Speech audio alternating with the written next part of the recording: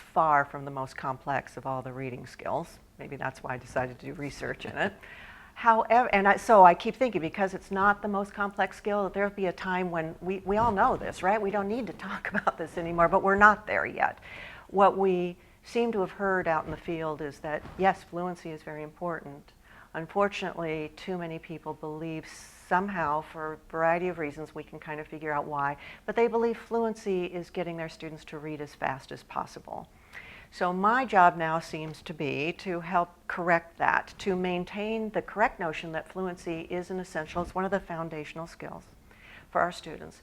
But it's not about fast reading. It's about reading that has three components, but the first is not the speed, it's the accuracy of reading. Fluency, the foundation of fluency is that accuracy piece, so really emphasizing that. Then that next piece, the speed piece, or what we prefer to call the rate piece, is to layer that on top of accuracy to help our children be able to read so easily, so well, with good expression, the third piece, that it allows them to access comprehension. That's what it's all about.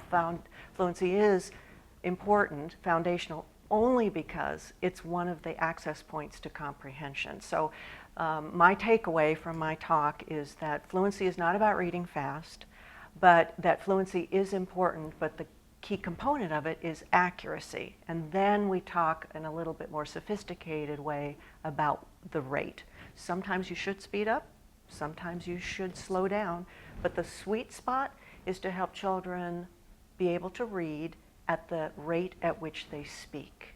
And that's all about comprehension, because our brain is wired, if you will, psychologists hate that term, but wired to make sense of, to comprehend information that comes in at the rate of speech.